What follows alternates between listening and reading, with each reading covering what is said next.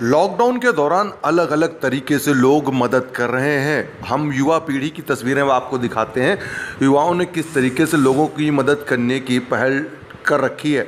जी हाँ, लॉकडाउन 3 में भी लोग अपने अपने घरों में लोगों के लिए सामान के पैकेट बना रहे हैं और रेड लाइट पर रहने वाले लोग, दिहाड़ी मजदूरी करने वाले लोग और जिस ज़रूरतमंद लोगों को सामान की ज़रूरत होती है उस तक वो सामान अपनी गाड़ियों से पैक कर कर ले जा रहे हैं।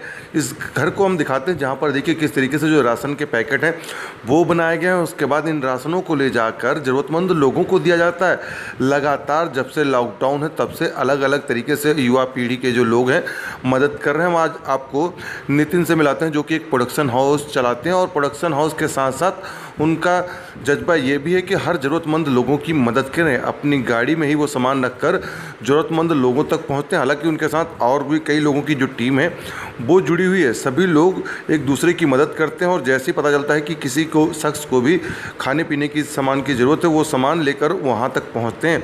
आपको दिखा रहे हैं किस तरीके से ज़रूरत का सामान, राशन हो चाहे सैनिटाइज़र हो चाहे मास्क हो, हर एक चीज़ का जो बंदोबस्त है वो कर कर ये लोग पहुँचते हैं और हर ज़रूरतमंद के लोगों के पास पहुँच कर उनकी मदद करते हैं।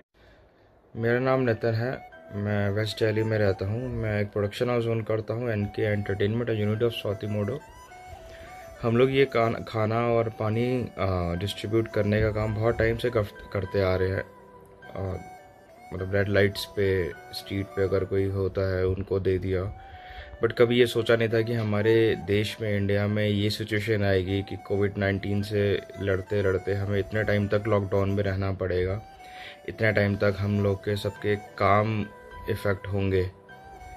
तो अगर हम डॉक्टर नहीं हैं, अगर हम आर्मी नहीं है, अगर हम पुलिसमैन नहीं हैं, तो हम किसी ना किसी ज़रिए से अपने देश के लिए कुछ कर सकते हैं। वो है कि अगर हम बाहर निकल के, घर से एक ही बंदा बाहर निकले और ऐसे फैमिलीज़ को, अपने घर के आसपास ऐसे फैमिलीज़, बहुत फैमिलीज़ मिलेगी आपको जिनको जो अपना बेसिक नीड पूरी नहीं कर सकते हो, जिनके पास एक वक्त का खाना नहीं है। अगर आप उनको राशन देते हो तो आप बहुत अच्छा काम कर रहे हो। हम लोग भी ये कर रहे हैं। मैं आपसे रिक्वेस्ट करूँगा कि मेरे जैसे जितने लोग हैं वो भी आगे बढ़ें और इनको प्लीज़ सपोर्ट करें, क्योंकि मैंने खुद देखा कि ऐसे अभी भी बहुत फैमिलीज़ हैं जिनके पास बेसिक नीड्स नहीं पहुँच पा रही है।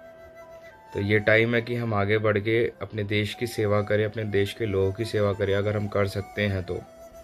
और ये जो भी हम कर रहे हैं इसमें प्लीज़ आप सोशल डिस्टेंसिंग का ध्यान रखें, अपने आप को एकदम प्रॉपर सैनिटाइज करके जाएं, आप ग्लव्स पहन के जाएं, मास्क लगा के जाएं, बिकॉज़ ये ना हो कि सेवा करते करते आप इन्फेक्ट हो जाएं वायरस से। तो इस चीज़ का पूरा ध्यान रखिएगा।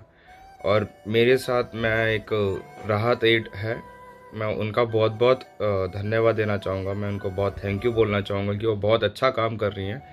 वो आज से नहीं, बहुत टाइम से काम कर रही हैं। मैं उनको बहुत सपोर्ट कर रहा हूँ इस टाइम पे। वो अभी कोविड-19 में सब घरों में राशन दे रहे हैं, जिन जिनको जहाँ जहाँ तक वो पहुँच सकती हैं, जहाँ जहाँ तक वो राहत एड पहुँच सकती है। और वो अभी नहीं, इससे पहले भी ओवरसीज़ में भी, फॉरेन में भी, अगर कहीं नेचुरल कैलेमिटीज़ आई हैं, इंडिया में कहीं नेचुरल कैलेमिटीज़ आई हैं, तो वहाँ भी वो राशन का काम कर रही हैं। वहाँ भी उन्होंने मेडिसिन का काम किया है, मेडिसिन भेजी हैं, राशन भेजा है, और यहाँ भी वो कर रही है। मैं बहुत बहुत थैंक यू कहना चाहूँगा राहत एड को। एंड प्लीज़ आप लोग आगे बढ़िए, सपोर्ट कीजिए। अभी एक इंसान को, एक इंसान की ज़रूरत है।